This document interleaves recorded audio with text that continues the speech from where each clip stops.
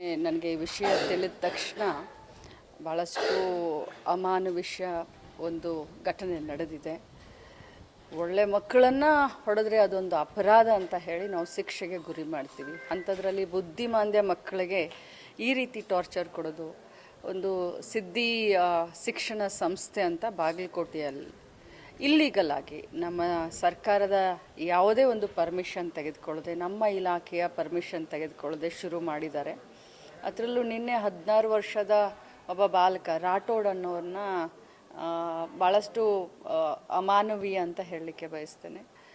ನಡೆಸ್ಕೊಂಡಂಥ ರೀತಿ ನಮ್ಮ ಸಮಾಜಕ್ಕೆ ಒಂದು ಕಳಂಕ ಬರುವಂಥದ್ದು. ಅದರಲ್ಲೂ ಇಂಥ ಘಟನೆಗಳಿಂದ ಏನಾಗುತ್ತೆ ಅಂದರೆ ನಮಗೂ ಕೂಡ ಮುಜುಗರ ಆಗುತ್ತೆ. ಆದರೆ ತತ್ಕ್ಷಣ ನಮ್ಮ ಮಕ್ಕಳ ರಕ್ಷಣಾ ಅಧಿಕಾರಿಗಳನ್ನು ನಾನು ಕಳಿಸ್ಕೊಟ್ಟಿದ್ದೀನಿ. ನಮ್ಮ DD ಅವರನ್ನು ಅಲ್ಲಿ ಕಳಿಸ್ಕೊಟ್ಟಿದ್ದೀನಿ. ಸಂಬಂಧಪಟ್ಟಂಥ ನಮ್ಮ ಸಿದ್ಧಾರ್ಥ ಅಂತ SP ಅವರಿದ್ದಾರೆ, ಅವ್ರ ಹತ್ರ DC ಅವ್ರ ಹತ್ರ ಮಾತಾಡಿದ್ದೀನಿ ಮತ್ತು ಇಮಿಡಿಯೇಟಾಗಿ ಅದನ್ನು ಮುಚ್ಚಿಸುವಂಥ ಎಲ್ಲ ಕ್ರಮವನ್ನು ತೆಗೆದುಕೊಂಡಿದ್ದೀನಿ. ಜೊತೆಯಲ್ಲಿ ಆ ಒಂದು ಸಂಸ್ಥೆಯಲ್ಲಿ ಇರ್ತಾ ಇರುವಂಥ ಇತರೆ ಮಕ್ಕಳನ್ನು ನಮ್ಮ ಸರ್ಕಾರಿ ಅನುದಾನಿತ ಏನು ಸ್ಕೂಲ್ಗಳಿದ್ದಾವೆ, ಏನು ರಕ್ಷಣಾ ನಿಲಯಗಳೇನಿದ್ದಾವೆ, ಮಕ್ಕಳ ರಕ್ಷಣಾ ನಿಲಯಗಳಂತ ಹೇಳ್ತೀವಿ, ಬಾಲಕರ ಬಾಲಮಂದಿರ ಅದು ಅಂತ ಇರ್ತವೆ. ಸೊ ತತ್ಕ್ಷಣ ಪಾಲಕರ ಒಂದು ಅನುಮತಿಯನ್ನು ಪಡೆದುಕೊಂಡು ಅವ್ರ ಮಕ್ಕಳನ್ನು ಕರ್ಕೊಂಡು ಹೋಗ್ತಾರೆ ತಮ್ಮ ಮನೆಗೆ ಅಂತಂದರೆ ಅದಕ್ಕೂ ಕೂಡ ನಾವು ಅವಕಾಶ ಮಾಡಿಕೊಡ್ತೀವಿ. ಜೊತೆಯಲ್ಲಿ ನಮ್ಮ ಸರ್ಕಾರದ ಏನು ರಕ್ಷಣಾ ನಿಲಯಗಳಿರ್ತವೆ ಅಲ್ಲಿ ಮಕ್ಕಳನ್ನು ಕಳಿಸ್ತೀವಿ ಅಂತ ಪಾಲಕರು ಒಪ್ಕೊಂಡ್ರೆ ಅಲ್ಲಿ ಕೂಡ ಆ ಮಕ್ಕಳನ್ನು ತತ್ಕ್ಷಣ ನಾವು ಕರೆದುಕೊಳ್ತೀವಿ ಅಂತ ಹೇಳಲಿಕ್ಕೆ ಬಯಸ್ತೇನೆ. ನೋಡಿ, ಅವರ ಮೇಲೆ ಕ್ರಿಮಿನಲ್ ಮೊಕದ್ದಮನ್ನು ದಾಖಲಿಸಲಿಕ್ಕೆ ಏನು ನಮ್ಮ ಮಕ್ಕಳ ರಕ್ಷಣಾ ಹಕ್ಕುಗಳಿದ್ದಾವೆ ಅವೆಲ್ಲ ಕೂಡ ಉಲ್ಲಂಘನೆ ಆಗಿದ್ದಾವೆ. ಅದಕ್ಕೆ ನಾನು SP ಅವ್ರಿಗೆ DC ಅವ್ರಿಗೆ ಮಾತನಾಡಿದ್ದೀನಿ. ಅವ್ರ ಮೇಲೆ ಇಮಿಡಿಯೇಟ್ ಆಗಿ ಕ್ರಮ, ಖಂಡಿತವಾಗ್ಲೂ ಕ್ರಿಮಿನಲ್ ಮೊಕದ್ದಮೆಯನ್ನು ಅವ್ರ ಮೇಲೆ ನಾವು ದಾಖಲಿಸ್ತೀವಿ. ಮೇಡಮ್, ಇಲ್ಲೇ ಬೆಳಗಾವಿ ಜಿಲ್ಲೆ ರಾಯಬಾಗ್ ತಾಲೂಕಿನ ಕಗದಾಳ ಮೇಡಮ್, ವಿಕಲಚೇತನ ದಂಪತಿ ಮೇಡಮ್ ಪ್ರೀತಿಸಿ ಮದುವೆ ಆಗಿದ್ದಾರೆ. ಸುಮಾರು 2-3 ವರ್ಷ ಆಯ್ತು ಮೇಡಮ್. ಅವ್ರಿಗೆ ಸುಮಾರು 5-6 ಲಕ್ಷ ರೂಪಾಯಿ ಇದ್ದಂತ ಯಾರು ಅಲ್ಲಿ ಊರಣ್ಣವ್ರು ಮೇಡಮ್.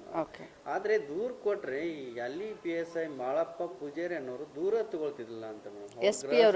SP ಅವ್ರ ಹತ್ರ ಇವತ್ತನೇ ಮಾತನಾಡ್ತೀನಿ. ನನಗೆ ಡೀಟೇಲ್ಸ್ ನೀವು ಕೊಡಿ. ಆ ದಂಪತಿಗಳಿಗೂ ಕೂಡ ನ್ಯಾಯ ದೊರಕಿಸ್ಕೊಡ್ಲಿಕ್ಕೆ ನಾನು ಮುಂದಾಗ್ತೀನಿ. ಮೇಡಮ್, ಬೆಳಗಾವಿಯಲ್ಲಿ ಅಧಿವೇಶನ ಆಯಿತು, ತೃಪ್ತಿ ತಂತ ಅಂತ ನೋಡಿ, ಬೆಳಗಾವಿನಲ್ಲಿ ನಮ್ಮ ಸರ್ಕಾರ ಈ ಬಾರಿ ಬಹಳಷ್ಟು ಯೋಜನೆಗೆ, ಈ ಭಾಗದ ಅಭಿವೃದ್ಧಿಯ ಪರವಾಗಿ ಬಹಳಷ್ಟು ಯೋಜನೆಗೆ ನಾವು ಕ್ಯಾಬಿನೆಟ್ನಲ್ಲಿ ಒಪ್ಪಿಗೆಯನ್ನು ಕೊಟ್ಟಿದ್ದೇವೆ. ಮಾನ್ಯ ಮುಖ್ಯಮಂತ್ರಿಗಳು ಆಗಲಿ, ನಮ್ಮ ಸಂಪೂರ್ಣ ಕ್ಯಾಬಿನೆಟ್ ಆಗಲಿ, ನಮಗೆಲ್ಲರಿಗೂ ಒಂದು ಕಾಳಜಿ, ಈ ಭಾಗದಲ್ಲಿ ಬಹಳಷ್ಟು ದಿನದಿಂದ ಬೇಡಿಕೆಯಲ್ಲಿ ಇರುವಂಥ ಅನೇಕ ಒಂದು ಯೋಜನೆಗಳಿಗೆ ಚಾಲನೆ ಕೊಡಬೇಕು, ಒಳ್ಳೆ ರೀತಿಯಾಗಿ ಚರ್ಚೆ ಆಗಬೇಕು ಅಂತ.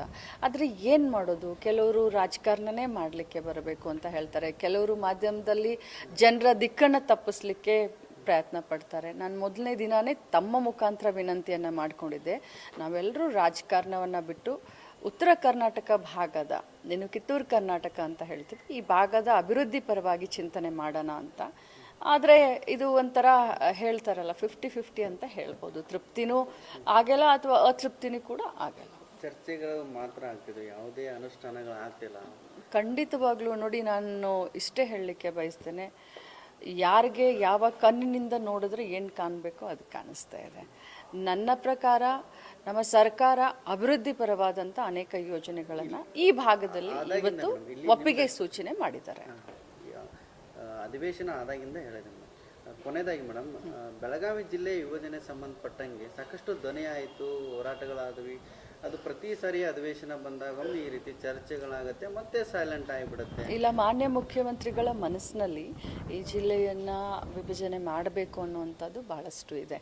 ಯಾಕಂತಂದರೆ ಆಡಳಿತಾತ್ಮಕ ದೃಷ್ಟಿಯಿಂದ, ಅಭಿವೃದ್ಧಿಯ ದೃಷ್ಟಿಯಿಂದ, ಈಗ ನೋಡಿ, ನನ್ನ ಬೆಳಗಾವಿ ತಾಲೂಕು 11.5 ಲಕ್ಷ ಜನಸಂಖ್ಯೆ ಇದೆ. 11.5 ಲಕ್ಷ ಜನಸಂಖ್ಯೆಗೆ ಒಬ್ಬನೇ ತಹಸೀಲ್ದಾರು, ಭಾಳಷ್ಟು ತೊಂದರೆ ಆಗುತ್ತೆ. ಅದೇ ರೀತಿ ನಮ್ಮ ಜಿಲ್ಲೆ 18 ಕ್ಷೇತ್ರ ಮತ್ತು ಎಷ್ಟು ತಾಲೂಕು, 14-15 ತಾಲೂಕುಗಳಿದ್ದಾವೆ. ಸೊ ಇನ್ನು ಮತ್ತೆ ಹೊಸದಾಗಿ 3 ತಾಲೂಕು ಆಗ್ತವೆ. ಇದನ್ನು ನೋಡಿದ್ರೆ ನಮಗೆ ಮತ್ತೆ 19 ತಾಲೂಕು ಆಗುವಂಥ ಎಲ್ಲ ಲಕ್ಷಣಗಳಿದ್ದಾವೆ. ಮಾನ್ಯ ಮುಖ್ಯಮಂತ್ರಿಗಳಿಗೆ 2 ಇಲ್ಲ 3 ಮಾಡಬೇಕನ್ನುವಂಥದ್ದು ಭಾಳಷ್ಟು ಇದಿತ್ತು. ಅವರು ಬಂದ ದಿನಾನೇ ಅದ್ರ ಬಗ್ಗೆ ನಮ್ಮ ಮುಂದೆ ಚರ್ಚೆ ಮಾಡಿದರು, ಸತೀಶ್ ಅಣ್ಣನ ಮುಂದೆನೂ ಚರ್ಚೆ ಮಾಡಿದರು. ಆದರೆ ಏನಾಯಿತು ಅಂದರೆ ಎಲ್ಲರೂ ನಿಯೋಗ ತೆಗೆದುಕೊಂಡು ಬರೋಕ್ಕೆ ಸ್ಟಾರ್ಟ್ ಮಾಡಿದ್ರು. ನಮ್ಮ ಜಿಲ್ಲೆ ಆಗಬೇಕು, ಅದು ಸಹಜ, ಎಲ್ಲರಿಗೂ ಕೂಡ ಆಸೆ ಇರುತ್ತೆ, ಎಲ್ಲರಿಗೂ ತಮ್ಮ ತಮ್ಮ ಜಿಲ್ಲೆ ಆಗಬೇಕು ಅಂತ. ಆದರೆ ಅಳದು ತೂಗಿ ಮಾಡೋಣ ಅಂತ ಸದ್ಯಕ್ಕೆ ವಿಚಾರ ಮಾಡ್ತಾ ಇದ್ದಾರೆ. ಅವರು ಬಂದ ದಿನಾನೇ ಹೇಳಿದ್ದು ಮಾಡೋಣ ಅಂತ, ಆ ಮನಸ್ಸಿನಿಂದನೇ ಬಂದಿದ್ರು. ಈ ಬಾರಿ ಅನೌನ್ಸ್ ಮಾಡೋಣ ಅಂತ ಮನಸ್ಸಿನಿಂದನೇ ಬಂದಿದ್ರು. ಎಲ್ಲರನ್ನೂ ಕರೆದು ಮಾತಾಡೋಣ ಅಂತಲೇ ಹೇಳಿದರು. ಬಟ್ ಬಹಳಷ್ಟು ಜನ ನಿಯೋಗವನ್ನು ತೆಗೆದುಕೊಂಡು ಬಂದಾಗ ಅದ್ರ ಬಗ್ಗೆ ಇನ್ನೂ ಚಿಂತನೆಯನ್ನು ಮಾಡ್ತಾ ಇದ್ದಾರೆ. ಮೇಡಮ್, ಈಗ ಗೃಹಲಕ್ಷ್ಮಿ ಹಣದ ವಿಚಾರಕ್ಕೆ ಸಂಬಂಧಪಟ್ಟಂಗೆ ಸತ್ತವರ ಅಕೌಂಟಿಗೆ ಕೂಡ ಹಣ ಹೋಗ್ತಾ ಇದೆ, ಅದನ್ನು ವಾಪಸ್ ಪಡಿಬೇಕಾದ್ರೆ ಇಲಾಖೆ ಏನು ಮಾಡೋ ಅಂತ ಹೇಳಿ ಈಗಾಗಲೇ ಇಲಾಖೆ ನಮ್ಮ CS ಅವರ ಒಂದು ಅಧ್ಯಕ್ಷತೆಯಲ್ಲಿ ಇಲಾಖೆ ಈಗಾಗಲೇ ಮೀಟಿಂಗನ್ನು 2 ಬಾರಿ ಮಾಡಿದೆ. ಸ್ವಲ್ಪ ಜನ ಅಂದರೆ ತೀರ್ಕೊಂಡವ್ರ ಮೇಲೆ ಅಂಥವ್ರಿಗೂ ಕೂಡ ಗೃಹಲಕ್ಷ್ಮಿ, ಯಾಕಂತಂದರೆ ಅದು ನಮಗೆ ಗೊತ್ತಾಗೋದಲ್ಲ ಇಮಿಡಿಯೇಟಾಗಿ.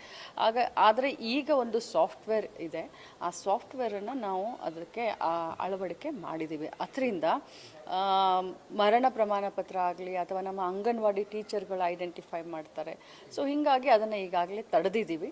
1 ತಿಂಗಳು ಹೋಯಿತು, ನಾನು ಅದನ್ನು ಹೇಳಲಿಕ್ಕೆ ಬಯಸ್ತೇನೆ. ಬಟ್ ಅದನ್ನು ರಿಕವರ್ ಮಾಡಬೇಕು ಅನ್ನುವಂಥದ್ದು ಹೊಣೆಗಾರಿಕೆಯನ್ನು ಕೂಡ ಕೆಲವು ಬ್ಯಾಂಕ್ಗಳಿಗೆ ನಾವು ಹಾಕಿದ್ದೀವಿ. CS ಅವರು ಈಗಾಗಲೇ ಅವರಿಗೆ ನೋಟಿಸನ್ನು ಕೊಟ್ಟಿದ್ದಾರೆ ಆ ಬ್ಯಾಂಕ್ಗಳಿಗೆ, ಮತ್ತು ಲೆಟರನ್ನು ಕೂಡ ಬರೆದಿದ್ದಾರೆ. ಗೃಹಲಕ್ಷ್ಮಿಯರಿಗೆ ಶುಭ ಸುದ್ದಿ ಸಿಗುತ್ತಾ? ಈಗಾಗಲೇ 24ನೇ ಕಂತು, ನಾನು ಯಾವಾಗಿದ್ರೂ ಹೇಳ್ತೀನಿ ಕಂತು ಕಂತು ಅಂತ ಹೇಳ್ತೀನಿ, ತಿಂಗಳ ಹೆಸರನ್ನು ಜಾಸ್ತಿ ಹೇಳೋದಿಲ್ಲ. ಸೊ 24ನೇ ಕಂತನ್ನು ಈಗಾಗಲೇ ಫೈನಾನ್ಸ್ ಡಿಪಾರ್ಟ್ಮೆಂಟ್ ಅವರು ನಮಗೆ ಕೊಟ್ಟಿದ್ದಾರೆ. ಸೋಮವಾರದಿಂದ ಮುಂದಿನ ಶನಿವಾರದ ಒಳಗಡೆ 24ನೇ ಕಂತು ಬಿಡುಗಡೆ ಆಗುತ್ತೆ. ಮೇಡಮ್, ನಾಯಕತ್ವ ಬದಲಾವಣೆ ಆಗುತ್ತೆ ಅಥವಾ ಸಚಿವ ಸಂಪುಟ ವಿಸ್ತರಣೆ ಆಗುತ್ತೆ? ಅದು 2 ಬಗ್ಗೆನೂ ನನಗೆ ಗೊತ್ತಿಲ್ಲ. ಏನು ಹೈಕಮಾಂಡ್ ಡಿಸಿಷನ್ ತಗೊಳುತ್ತೋ ಅದಕ್ಕೆ ನಾವು ಬದ್ಧವಾಗಿರ್ತೀವಿ. ಮೇಡಮ್, ಕೊನೆಯದಾಗಿ DKಶಿ ಅವರ ತಾಳ್ಮೆ, ಅವರ ಕಾಯುವಿಕೆ, ಅವರ ಶ್ರಮಕ್ಕೆ ಪ್ರತಿಫಲ ಸಿಗತ್ತಾ ಅಂತೇಳಿ ಅವರ ಎಲ್ಲ ಹೈಕಮಾಂಡ್ಗೆ ಬಿಟ್ಟಿರುವಂಥ ವಿಚಾರ. ನೀವು ಎಷ್ಟೇ ಕೇಳಲಿ, ಯಾವುದೇ ರೀತಿ ಪ್ರಶ್ನೆ ಕೇಳಲಿ, ಅದು ಹೈಕಮಾಂಡ್ ಬಿಟ್ಟಿರುವಂಥ ವಿಚಾರ. Thank you.